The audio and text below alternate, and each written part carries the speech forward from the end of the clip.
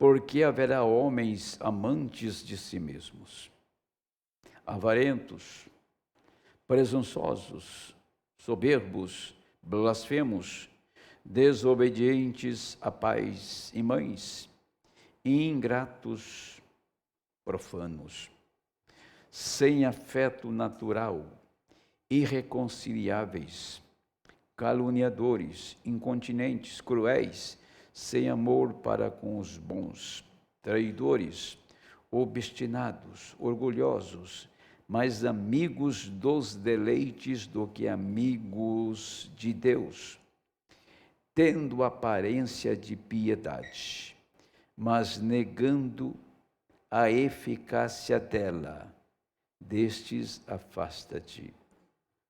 A aparência de piedade parece cristão, te engana, tá?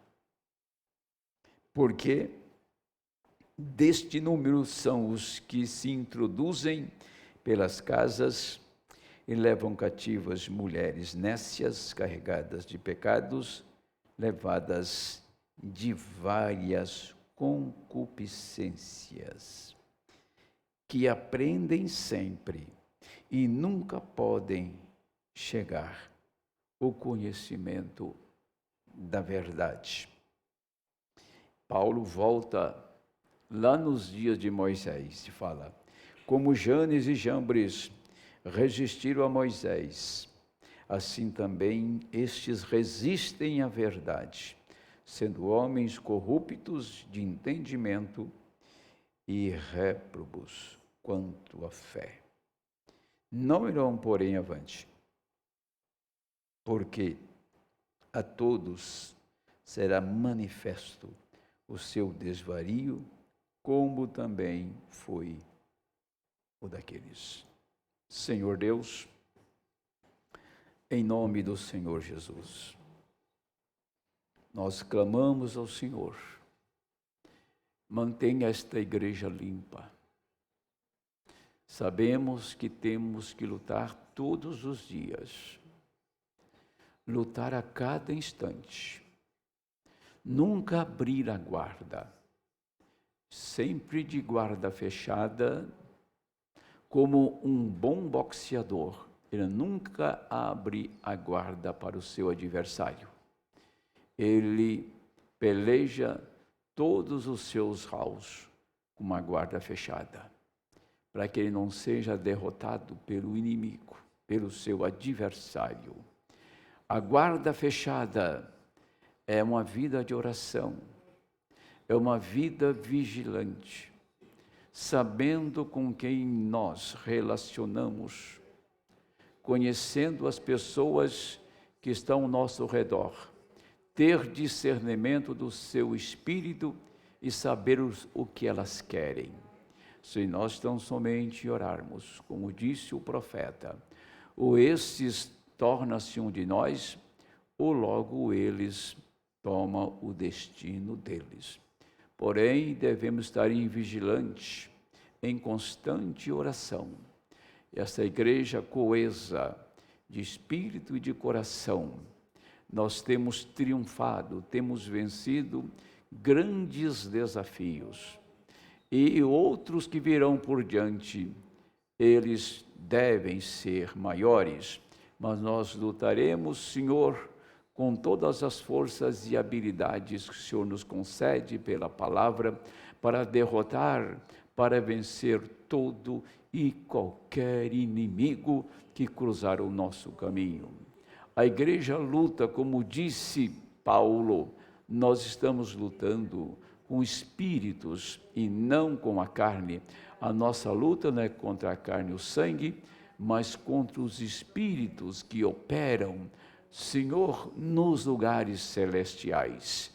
Nós pedimos nesta noite que a sua palavra, nesse momento de oração, Pai, seja de grande ajuda para os que estão nos acompanhando. Em nome do Senhor Jesus Cristo. Amém, Senhor. Pode sentar. Eu não vou esticar tanto, porque eu estou olhando lá, eu tenho 45 minutos para falar. que é 45 mesmo, isso. Então, já vou entrar lendo o que o profeta disse, mas eu aconselharia, se você tiver as 7 visões do irmão Branham, para você ver a última. O irmão Branham não tinha celular no seu dia, não tinha nem sequer a palavra internet. Mas ele preveu a ruína deste tempo causada por espíritos. O irmão Branham é um homem que leu demais. Ele, quando estava lá no bosque, que estava criando esquilos, ele começou a ouvir a voz do Senhor.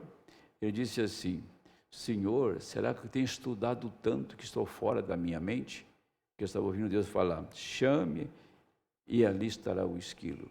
Então, quando nós saímos da esfera natural e entramos na esfera espiritual, e você deixa cair ao seu redor o manto da palavra para te guardar, você sai do mundo natural, você sai da condição natural para entrar no mundo espiritual.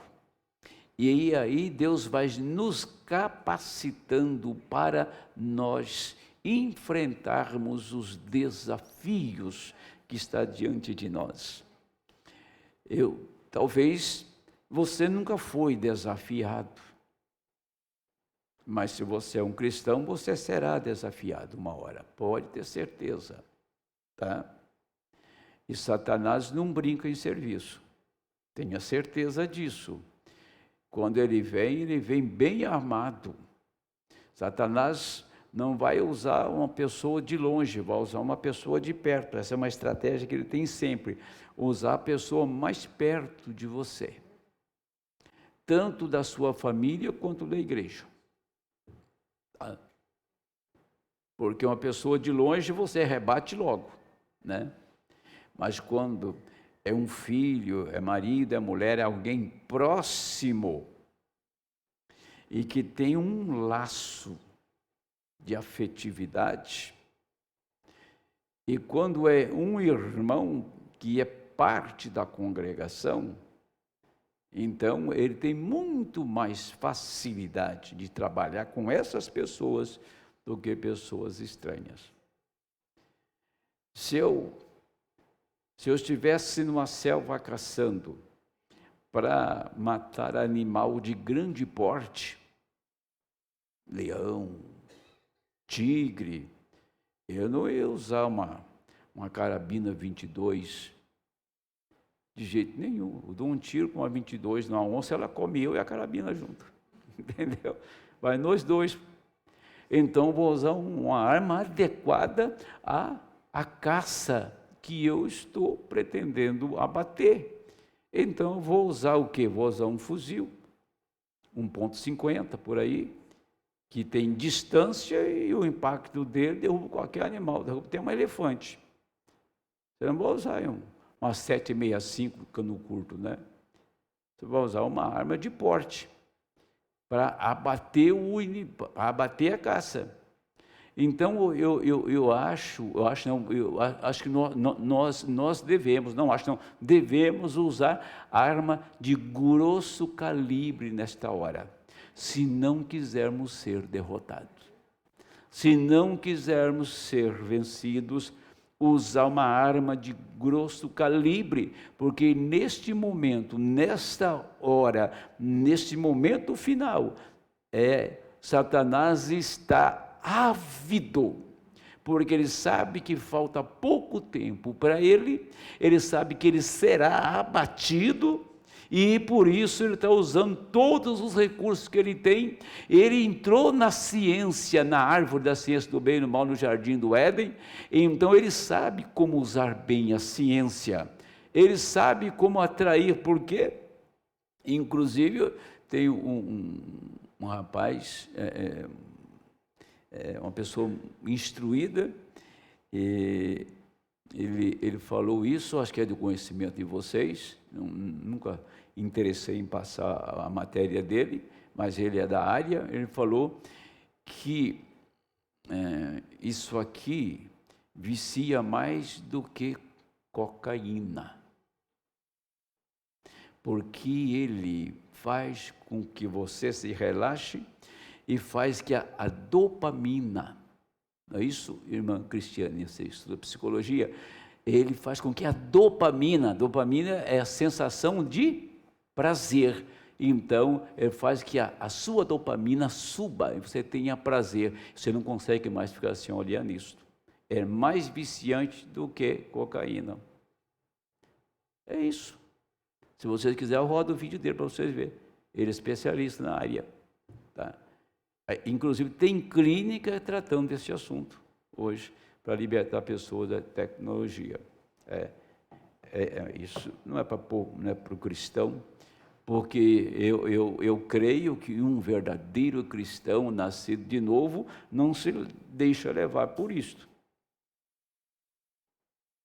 Eu só lamento que quando você fala uma coisa, você tem que dizer que nem todas as mães fazem isto. Eu estive numa igreja o ano passado e tem lá umas 30 crianças pequenas na escola. Nenhuma delas, eu achei incrível aquilo. Eu conheci a professora porque eu fui hospedado na casa da professora e do marido. Aquelas crianças são instruídas a não tomar refrigerante nem usar celular. São crianças que chegam até os 10 a 12 anos.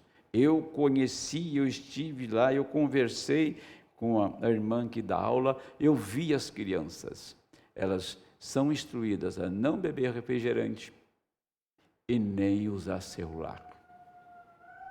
E ela venceu, ela teve a proeza de vencer, porque aquelas crianças não têm isso de costume. Isso foi muito bom. Mas tem mãe que usa isso aqui como babá. Isso? Usa como babá. O filho passa 8 horas por dia, não vê nem... O filho não dá um choro, esquece até de comer. Agora eu vou dizer uma coisa para vocês, terminando o comentário. Se não nascer de novo, esta mãe não vai ser capaz de colocar o seu filho de maneira correta. Se ela não nascer de novo, ela vai pôr isso na mão deles. Se ela não nascer de novo, ela vai fazer como está fazendo no México. Tem uma cidade no México agora que a Coca-Cola virou lá saúde pública. Que as mães já criam as crianças na mamadeira, com a Coca-Cola na mamadeira. E estão todo mundo doente naquela cidade. Saiu uma grande reportagem agora, recente. Mas se a mãe nasceu de novo e tem o Espírito Santo, ela vai saber cuidar da sua criança, pode ter certeza. Agora, se você... A missão da gente instruir, falar, eu estou aqui porque eu sou um pastor, eu tenho a missão de instruir e de orientar e de advertir. E quem está ouvindo, como diz a história, sabe como diz a história? Quem pode, manda. Não é isso? Quem tem... É quem pode manda, obedece quem tem juízo. É isso. Obedece quem tem juízo. É isso. Só isso. A pastora não vai mudar nenhum. E eu não vou mudar nenhum, mas eu não vou parar de falar até morrer. Essa é a verdade.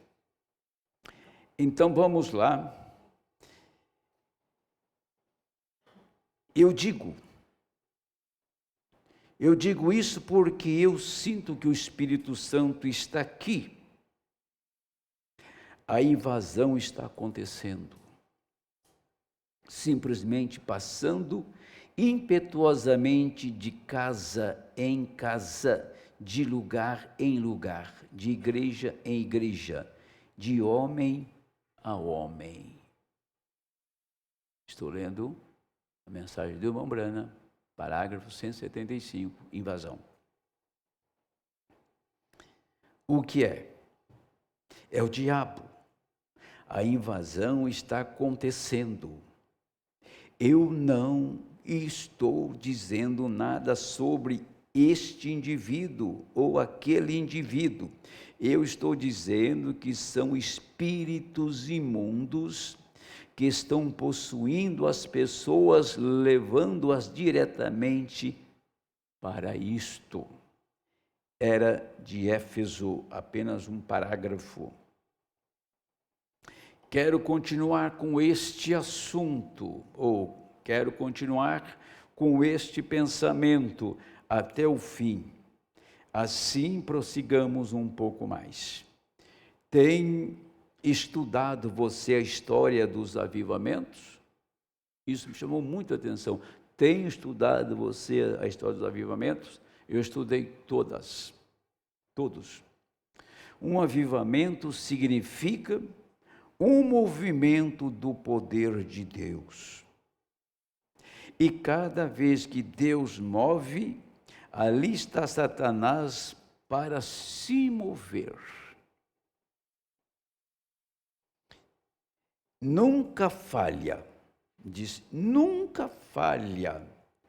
Nos dias do grande avivamento de Gales, a maioria das pessoas não sabe isto.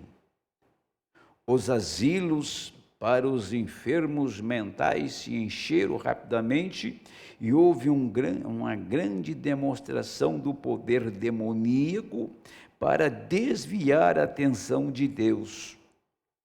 Está escrito que no tempo de Wesley as pessoas faziam as coisas mais estranhas que absolutamente eram de Satanás, para tentar zombar da bondade e do poder de Deus. Nos dias de Lutero, é dito que o milagre de seu ministério não se encontra no fato que ele tenha protestado com êxito contra a Igreja Católica Romana, mas o milagre se encontra no fato de que ele podia e pôde permanecer com sanidade mental e ser profundo no meio de tantos fanáticos que estavam guiados e possuídos por espíritos de erro. E se você tem se dado conta, deste ministério dos últimos dias, você haverá notado a mesma invasão de espíritos falsos e malignos. Tem que ser assim. Agora espero e confio que você tenha suficientemente espiritual para receber isto e possa permanecer forte e firme sobre isto. Se nos dias de Wesley, de Lutero, o avivamento de Gales, que foi em 1900, porque terminou o avivamento de Gales, que foi só 9 meses, foram 9 meses só de avivamento, converteu uma nação inteirinha em Gales. Toda a nação dos galeses se converteram. Foi o maior avivamento antes do avivamento pentecostal, que começou em 1906. Foi o de Gales. Então, quando Deus moveu, Satanás encheu os hospícios de louco. Quando Deus moveu em Lutero, então eles fizeram guerra. O problema era a guerra. Eles queriam que Lutero entrasse numa batalha sangrenta também. E Lutero não comeu a papa deles e não aceitou o fanatismo ao redor deles, de tantos espíritos falsos que rodeou Lutero, e como foi também nos dias de Wesley. Pensando nisto, nós vamos fazer aqui uma análise disto aqui, refletindo em nossos dias, refletindo nesta era, que naqueles dias não tinha tecnologia. Naqueles dias não tinha nem telefone, não tinha televisão, entende? Então não tinha meio para os espíritos fruir. Satanás e os seus demônios se tornaram excessivamente malignos e atacando, porque colocaram ferramenta na mão deles. Foi telefone, que era uma coisa ainda muito tênue, e depois veio mais tarde a televisão, que era TV aberta, e poucos tinham. Ninguém tinha acesso à televisão. Quando, na minha idade de jovem, poucas pessoas tinham acesso à televisão. Era uma coisa muito cara, uma imagem ruim que dava medo. O senhor lembra? Ruim, uma imagem chuviscada assim, horrível. A primeira TV no Brasil foi a TV Record, não sei a data de 40 por aí. Agora, veja bem, mas depois a televisão, ela cresceu e chegou na mão de todo mundo, mas não parou ali. Ela era apenas um degrau para chegar na internet, um degrau para chegar nesse meio de comunicação que chegamos hoje, o mundo globalizado, integrado. Então, agora Satanás tem todas as ferramentas que ele desejou ter para agir na quarta dimensão, para detonar a cabeça das pessoas, porque a primeira coisa que ele fez foi com que as pessoas não tivessem mais personalidade. Porque isso começou com a televisão. Quando um artista vestia uma roupa, o país inteiro vestia. Começou em 60 no Brasil, né? Era Rolling Stones, Beatles, depois no Brasil que veio Roberto Carlos, tá? Na década de 60, e jeito que ele vestia, todo mundo vestia. Saiu uma moda de calça bocassino, saiu uma calça xadrezinha chamada Tremendão, que é Erasmo Carlos que lançou isso. Então, as pessoas não eram mais elas eram o que elas viam. Elas personificavam os artistas. Telenovela, novela e assim por diante. Então, isso arrancou a personalidade das pessoas. Quem já não tem muita, acabou, né? Quem já não tinha muita personalidade, acabou, né? Virou bagaço, entendeu? Agora, índole e personalidade, nós não adquirimos. Nós podemos aperfeiçoá-la. Você nasce com ela. Você nasce com ela. No meu tempo, se um pai era fazendeiro, os filhos também eram. No meu tempo, nos tempos de muitos aqui, se um pai era engenheiro, a maioria dos filhos era engenheiro. Eu conheço hoje famílias de médicos ainda, que a mãe, que a esposa é médica, que a filha é médica, entendeu? É um médico amigo meu, o Dr. Gutenberg. Então, isso era a estrutura da família. Acabou. A família, o que Satanás fez foi desagregar a família, terceirizar a criação de filhos. O filho não conhece nem a personalidade da mãe nem do pai, porque não são criados pelos pais. Só se vê os pais à noite, e quando ele chega a conviver com o pai, já está quase entrando na pré-adolescência. E deu este bando de alienados que temos hoje. Que não tem coragem. Olha, nós temos que estar preparados para receber sim e não. O não me diminui, nem um pouquinho. Eu quero ler um dia aqui a história de Abraham Lincoln, que eu esqueci agora. Ele foi candidato a deputado, foi candidato a senador, e não ganhou uma eleição na história. Por último, ele candidatou para presidente e ganhou, e foi o melhor presidente que o mundo já viu. Então, ele foi capaz. Só a insistência dele, ele sendo um cristão, ele foi capaz de levantar a América, até que a América se perverteu. Quando entrou o primeiro presidente católico, foi John Kennedy, ainda a América gozava de a melhor nação do mundo, inclusive cristã.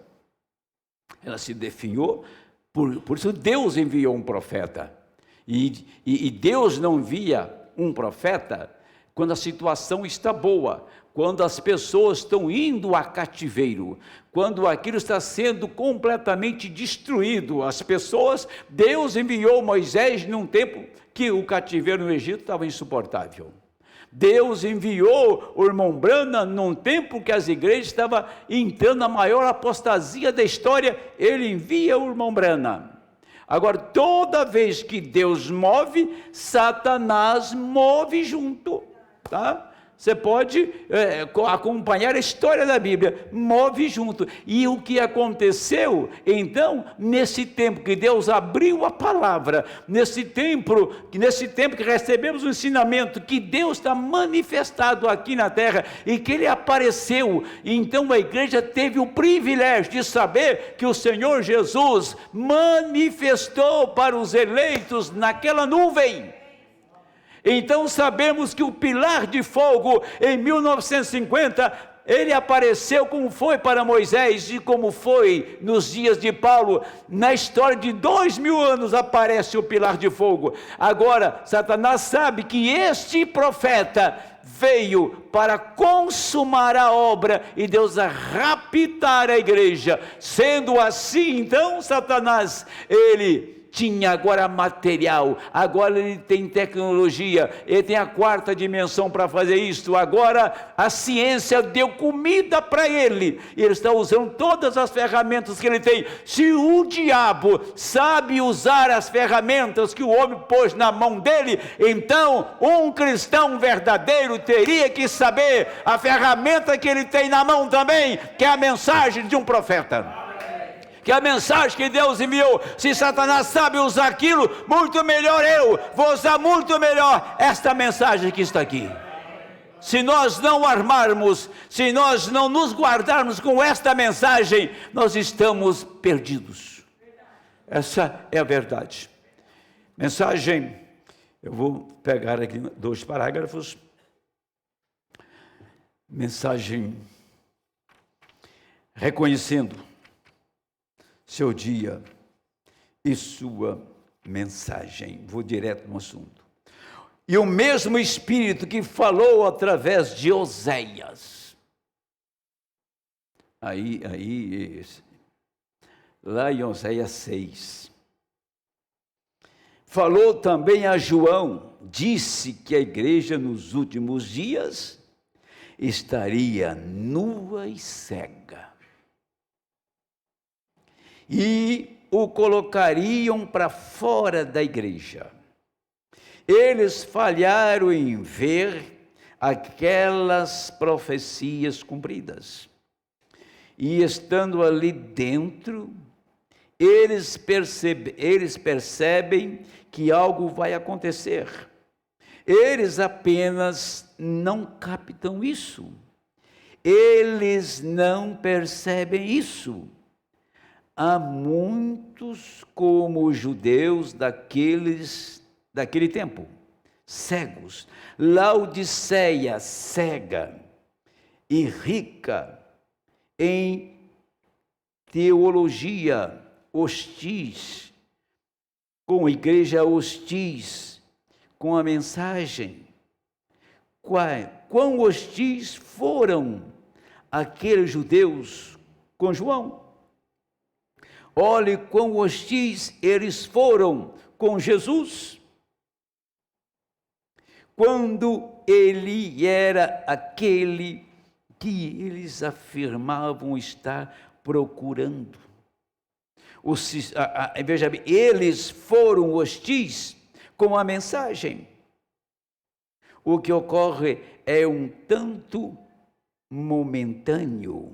Cada um de vocês aqui presente, percebam isto, observem, hostis, tal como os judeus do passado foram cegados.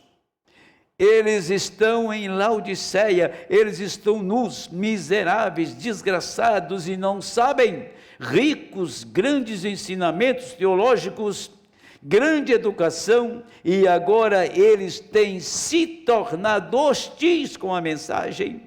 Eles não querem nada com isso, apenas olhar para o passado nos dias quando Jesus de Nazaré estava na terra. Hostil. Por exemplo, você tem um governo que te tira toda a liberdade e te cobra taxas que tira toda a sua economia. Então você tem um governo hostil. E quando você tem um governo hostil, essa população vai reprovar este governo. Quando Jesus veio com a sua mensagem, as religiões foram hostis com ele, rejeitando ele. Quando Deus envia profeta para a era de Laodiceia, eles foram hostis, eles rejeitaram, eles não creram, eles combateram, eles criticaram, fizeram até emendas de fita, fazendo o Mombrana mudar as palavras que ele disse, tá? Mas eu pergunto, eles nunca conseguiram desmoralizar o irmão Brana e nem parar a obra que ele estava realizando. Deus levou até o final, abrindo os mistérios. Satanás, todos os demônios, não pode parar um ministério vindicado por Deus. Se esta igreja não tem esta convicção, se uma igreja não tem esta convicção, ela vai naufragar. Porque se o ministério é levantado por Deus, quando citamos a palavra ministério, citamos Cristo ali. Que o ministério da hora não é de homem nenhum, não é de bispo, nem de arcebispo, e nem de grandes oradores. O ministério desta hora é a pessoa de Jesus Cristo, instruindo a igreja, preparando para ser arrebatada. O Senhor está neste momento trabalhando com essa igreja para o último êxodo. Último êxodo. Não há outra oportunidade. A única oportunidade que temos é essa. Por isso, então temos que firmar nisso, lutar por isso, investir tudo que nós temos nisso, porque nós não temos nenhum horizonte, nós não temos nenhuma sombra de esperança de formar uma família e de ser uma boa família, como eu citei aqui, famílias antigas, de verdadeiras moças e rapazes. Isso está no passado há 100 anos. Nós estamos nos arrumando para a glória, nós estamos nos arrumando para o céu, nós estamos nesta noite aqui pregando uma mensagem que é capaz de nos colocar em um êxodo, amém. Ou vai embora daqui, ou perece. Aí nós temos essas duas alternativas. Se as igrejas hoje apenas reconhecessem, se as igrejas apenas reconhecessem que a palavra de Deus tem feito esta promessa para as pessoas desta hora, elas não pereceriam. Se a América apenas pudesse reconhecer a Constituição que ela redigiu, ela não estaria querendo tirar a Bíblia das escolas ou tirar o nome de Deus de suas moedas, nem tirar as palavras de juramento à bandeira sob Deus.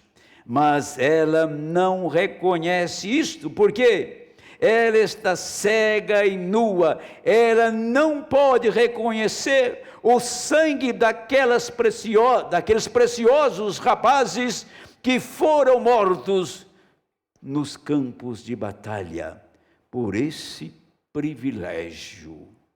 Eles estão esquecidos, eles são pó, eles estão esquecidos, eles são pó.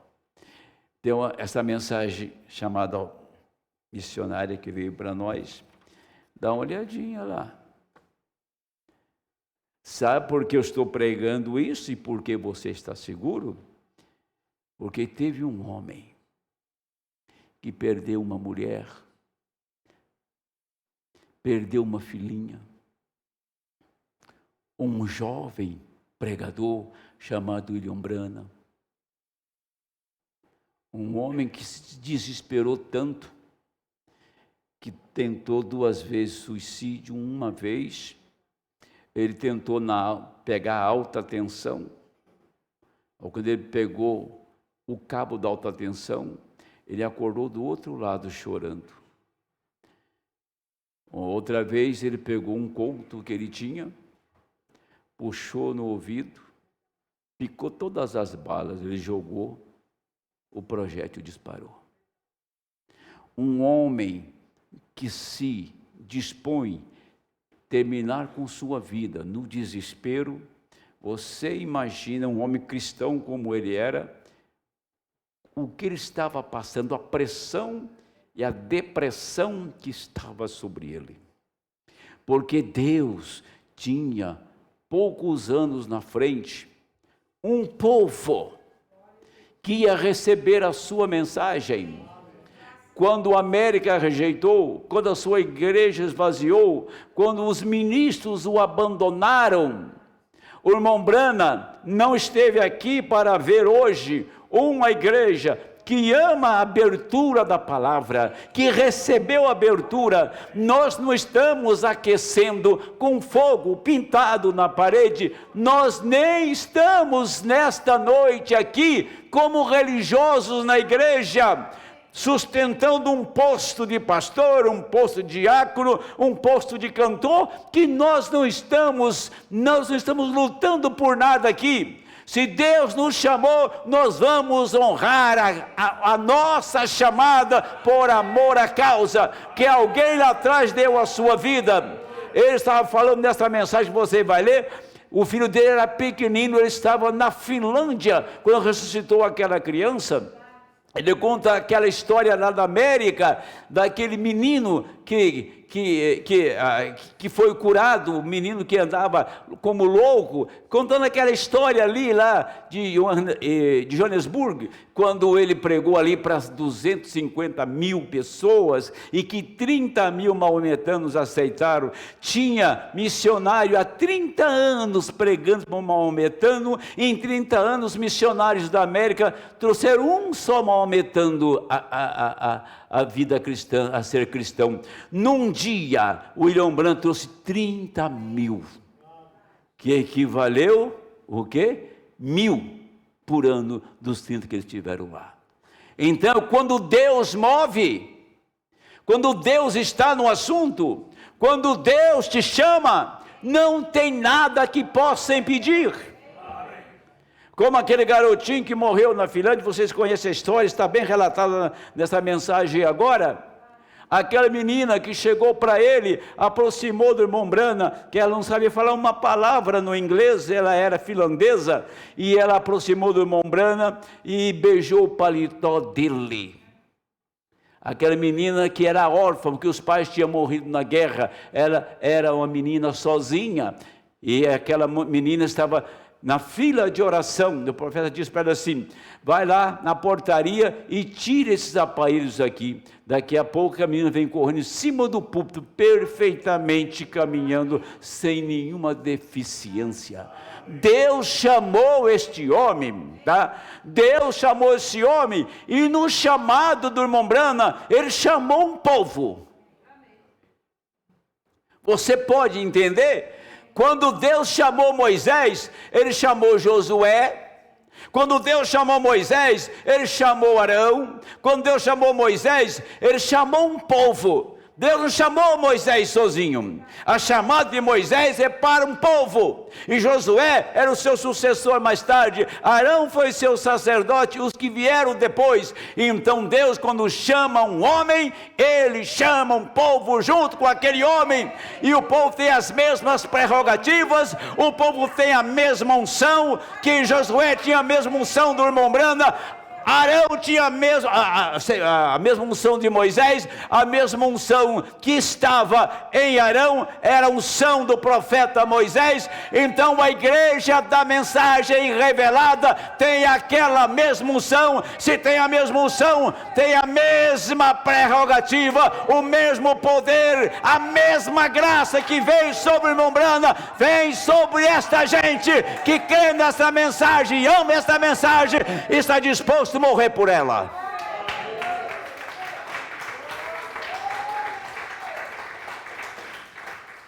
A chamada não foi para irmão Brana. Vocês estão me ouvindo? De verdade? Foi para mim também.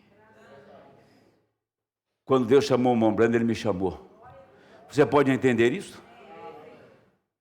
Não. Porque o mesmo caráter do profeta é o caráter da noiva. O caráter de Eliezer era o caráter de Rebeca. E o caráter de Rebeca e de Eliezer era o mesmo de Isaac. O caráter do irmão Brana era de Cristo e o caráter da noiva é o mesmo. Você sabe o que é caráter? Você pode entender o que é uma chamada? Eu me desespero nesta hora. Eu me desespero de verdade. Porque se eu fosse passar uma régua, muita gente não estava comigo mais. Tinha mandado embora. Mas não é o meu comando. É o Senhor que cuida da obra. É o Senhor que cuida desta causa. Tá? Você fala, o senhor é velho, fala isso. Quando eu tinha 30 anos que eu já era pastor, eu era pior ainda, eu falava mais do que isso. Eu era mais valente do que sou hoje. Valentia você nasce com ela, companheiro. Também covardia te segue. Então eu quero que essa igreja entenda que nós fomos chamados como Deus chamou irmão Brana, como Deus chamou Moisés. Quando Deus chamou Moisés e vindicou a ida dele para o Egito para libertar os hebreus, aparecem demônios para fazer a mesma coisa que Moisés fez, Janes e Jambres. Era uma invasão de espíritos, imitando Moisés em tudo. Só que Janes e Jambres fazia, chamava a praga e não tirava. Moisés tinha que ir lá e tirar. Tem uma passagem de Jó aqui, que eu vou terminar nela, não cheguei nem no meio do caminho que estou falando aqui, a respeito de Êxodo. Deus chamou estes homens, a igreja de Éfeso foi chamada como Paulo foi chamado. Então não é uma questão individual. Quem tem uma ideia que o pastor que se arda, que o pepino está na mão dele, ele que torça ele, isso não é na atitude cristã. Se a igreja tem uma luta, lutemos juntos. Se a igreja tem um problema a resolver, sentemos-nos como cristãos e vamos resolver, vamos ter condições, capacidade dada por Deus para tratar de assuntos árduos e resolver aquilo. Eu sempre digo, eu não ponho a mão num assunto se eu não vou resolver, eu deixo de lado. Eu não ponho a mão em assunto que eu não resolvo. Se alguém me procurar, fala, eu quero isso, isso, isso, eu falo, não vou pôr a mão nisso, se vira. Porque se você põe a mão num problema e não resolve, você fica culpado daquilo. É melhor não pôr a mão quando você não é capaz de resolver aquilo. Tá? Mas tem coisa que o ministério é capaz, e Deus deu o ministério para resolver aquela situação. Tá? Deus deu o Espírito Santo a um ministério, seja o meu, seja de quem quer que seja, para resolver certas situações. Por isso que eu não me envolvo tanto com assuntos, tá? Eu não me envolvo casamento e divórcio, eu cuido daqui dessa igreja. Ali fora, cada um cuida do seu. Que hoje o maior tropeço, maior luta de ministro hoje é casamento e divórcio. Porque toda a igreja tem gente separada, tem gente ajuntada, toda a igreja tem isso. E se você não tiver ministério para você absorver aquilo e ajudar aquelas pessoas, você acaba com elas. Você acaba com elas. Tá? Não se põe a mão aonde você não foi chamado para colocar. Mas se Deus tem te chamado, você é capaz de saber se está na sua alçada ou não está. Moisés sabia o que estava fazendo. Eu tinha encontrado com Deus na sarça. O irmão Branco sabia o que estava fazendo. Paulo sabia o que estava fazendo. Se estes homens sabiam o que estavam fazendo, tirando o povo para um êxodo, tirando o povo para uma jornada para entrar na glória, certamente nós temos que saber que nós estamos numa jornada e todo tropeço do caminho, todo enredo do caminho, todo enrosco do caminho, nós temos que ser hábeis para tirar da nossa frente. E não ficar emaranhado, ficar enrolado, ou seja, ficar, como se diz, ficar alienado a certos problemas que você se enrola com ele e atrapalha a sua vida, atrapalha do outro também, né? Não. Então, nós temos que limpar o caminho, deixar o canal limpo, para o Espírito Santo fluir através desse canal, deixar a estrada livre, para o Espírito Santo fluir. Nós estamos chegando numa hora final. Se você não se tem por advertido até hoje, eu creio que o seu tempo acabou. Nós estamos num tempo final, numa hora final, não há mais tempo para nada. Escute bem o que vai ocorrer nesse ano ainda, segure isso e você verá.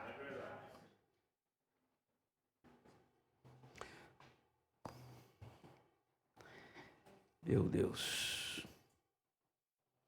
Vou ler só mais um parágrafo aqui, que eu não vou chegar lá de jeito nenhum. Porque eu tomei aqui, veja bem, Oséias 6, Ezequiel 37, Laodiceia, porque tem um povo em Laodiceia que entrelaça também. Eles são cegos,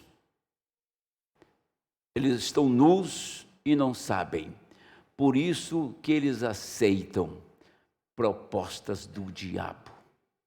Por isso que ele aceita coisas indecentes na igreja, porque são laodiceianos. Jó